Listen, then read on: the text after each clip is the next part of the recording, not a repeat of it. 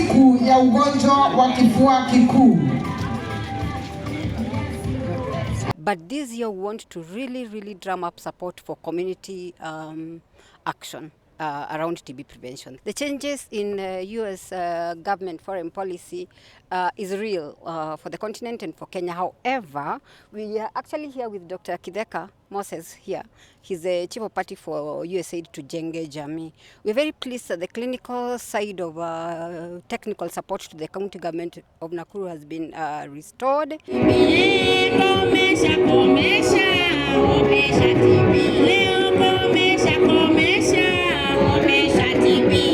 We all know TB is a public health menace for us, and currently in Nakuru County we have notified 3,154 patients as of last year, and these are the patients who have the drug susceptible TB, and we have notified 28 patients with drug resistant TB.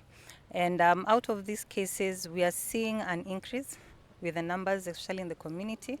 Unfortunately, we are also seeing a rise with our children, and also a rise in patients who are not completing treatment, or patients who are not adhering to the treatment protocols. And so our commitment, and as you can see for the theme of this year, World TB Day, yes, we can end TB, commit, invest, and deliver. Out of the 3,154 patients, we had a death rate of 7%, and out of these numbers, again, we are seeing loss to follow-up rate of 5.8%, meaning out of our numbers, almost 5.8% disappeared out of care and did not finish the medication. We're also seeing a high co-infection rate. We have a high HIV-TB co-infection rate of 25.8%, which means that our patients, our HIV patients are also, unfortunately, getting TB, and there's been a lot of efforts to screen early for both diseases to ensure that they don't succumb to the disease. Also, our treatment success rate is at 86%, our target being 94%, and we are hopeful with the efforts that we're putting in, we'll be able to up our treatment success rate to above 90%. Compared to last year? Last year was at 84, this time we're at 86%, so it's still a work in progress. Death rate compared to last year?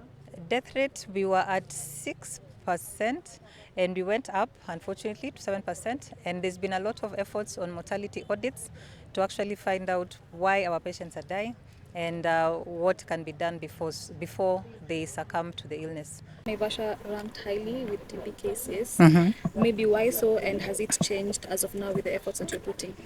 Yes, Naivasha has been ranking highly with TB cases. Remember also Naivasha has a very big population, and on top of that we also see a lot of cases coming also from our neighboring counties. We have, we normally say to whom much is given, much is expected, and we notice with our bigger facilities we tend to also see patients coming in from our neighbors. We see them coming in from Nyandarua, from Kinangop. We see patients coming in from Narok. So this also brings in the numbers. And also remember, Naivasha is also very well equipped. There is a digital X-ray in Naivasha County Referral Hospital, which is fitted with the AI software that enables them to screen more efficiently and to enable the clinicians and the doctors to diagnose for TB. And also Naivasha Hospital also has the Gene Expert, which is the WHO recommended molecular diagnostic test for TB. As of the previous year, there's a year I know the ranking was not so palatable, but we went to, I think, number 31 in the county, and then as of the previous year we were at number 29.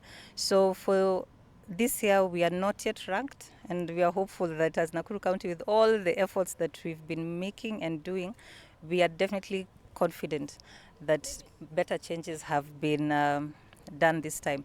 But as for the prevalence for the children, our major patients are coming from our gentlemen, and I think we all understand the nature of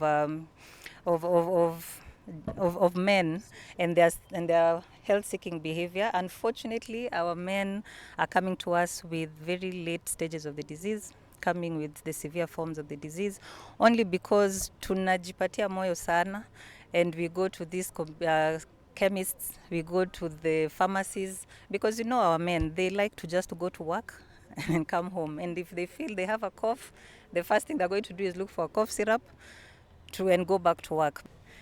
TB inaweza isha. It's very possible because it's a curable. So we said TB ina tiba. The minute we say TB ina tiba, it means it's a possibility that it can actually be eradicated. The only challenge is the way it transmits. It's a droplet infection, iko kwa hewa, so it poses more of a challenge to eradicate, but it doesn't mean that it cannot be eradicated.